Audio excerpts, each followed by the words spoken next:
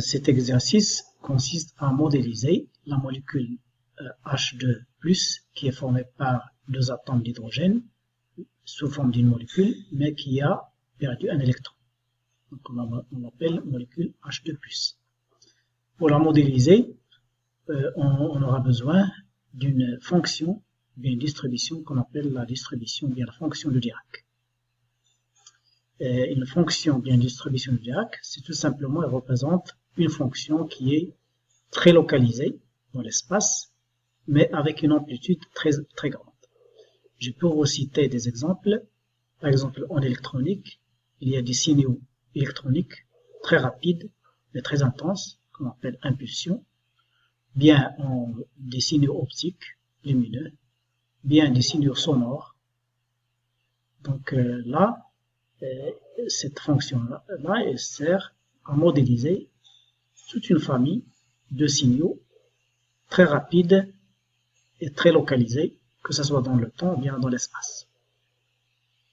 Donc, on considère la fonction de Dirac, delta epsilon de x, avec delta epsilon un paramètre, qui est défini par delta epsilon de x, égale 1 sur epsilon, pour x appartenant à l'intervalle entre epsilon sur 2 et moins epsilon sur 2, et les nuls à l'extérieur, en dehors de cet intervalle.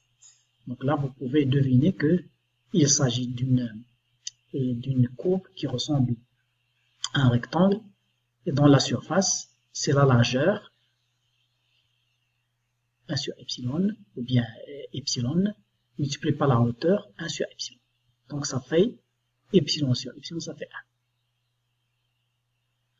Donc soit f de x une fonction définie pour x égale 0, c'est-à-dire qui est continue au point 0, montrer que la limite, lorsque epsilon tend vers 0, de moins l'infini plus l'infini, de l'intégrale de moins l'infini plus l'infini, de f de x delta epsilon de x, d de x égale f de 0. Bon, la réponse, on va la simplifier au maximum pour que ce soit compréhensible. Je considère une fonction f de x quelconque qui est continue au point 0. Et là, vous avez la fonction créneau, bien la fonction impulsion, de largeur epsilon et de hauteur 1 sur epsilon. Donc là, vous voyez que lorsque je fais tendre epsilon vers 0, la fonction créneau, bien signal, aura une amplitude très grande, mais avec une largeur pratiquement nulle. Maintenant, je considère le produit de f de x par delta epsilon de x. Voilà. Là, vous voyez que c'est nul à l'extérieur de cet intervalle. Et là, elle prend la valeur f de x delta de x. Et lorsque je fais tendre epsilon vers 0, bien sûr, la fonction créneau va avoir une largeur qui est pratiquement nulle. Et la fonction f de 0 va avoir sa valeur ici au point 0. Donc le produit aura pratiquement f de 0. Parce que là, la fonction créneau, elle est nulle en dehors de l'intervalle epsilon sur 2 et moins epsilon sur 2. D'accord? Alors maintenant, calculons l'intégrale. C'est l'intégrale entre moins l'infini plus l'infini de f de x, delta epsilon de x, d de x. Bien sûr, puisque la fonction créneau est nulle en dehors de moins epsilon sur 2, je devrais écrire moins sur 2 et plus epsilon sur 2. Voilà, il faut corriger. Donc ça va faire, bien sûr, pratiquement f de 0, qui est constante, multiplié par l'intégrale entre moins epsilon sur 2 et plus epsilon sur 2, de delta epsilon d de x. Et là, ce n'est rien d'autre que l'aire de la fonction créneau, qui est égale à 1. Donc finalement, c'est f de 0. Bon, de façon plus rigoureuse, si je fais tendre epsilon vers 0, j'aurai le même résultat, f de 0.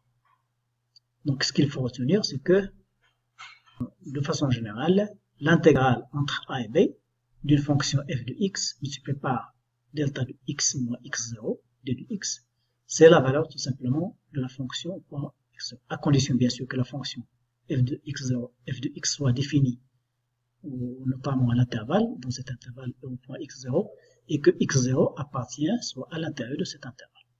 Ça, c'est ce qu'on appelle la propriété fondamentale de la distribution de Dirac. Il faut savoir aussi que l'intégrale ou bien l'aire de la fonction de Dirac, ici.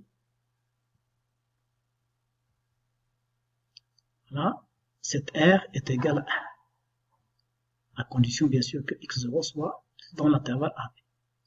Bon, là, vous avez deviné que delta de x, c'est la distribution de Dirac centrée au point 0, et delta de x moins x0, c'est la distribution de Dirac centrée au point x0, de façon générale. Il faut savoir aussi que la distribution de Dirac peut être définie à partir de plusieurs fonctions. Là, nous avons cité l'exemple de tout à l'heure, la fonction rectangle, 1 sur epsilon pour x appartenant à l'intervalle entre epsilon CO2 moins epsilon CO2 et 0 ailleurs. Bon, là, vous voyez que lorsque epsilon tend vers 0, cette fonction tend vers un pic qu'on appelle un pic de Dirac, infiniment haut et infiniment large, c'est-à-dire il est très étroit. Là aussi, je peux définir la distribution de Dirac à partir de la fonction sinus epsilon x sur epsilon x. Lorsque epsilon tend vers 0, cette fonction-là tend vers la distribution de Dirac. Donc la distribution de Dirac, pour retenir, ce qu'il faut retenir, c'est que c'est une fonction, bien une distribution qui est utilisée pour modéliser un signal infiniment intense, mais très étroit, que ce soit dans l'espace, dans le temps, ou bien en fréquence. Voilà.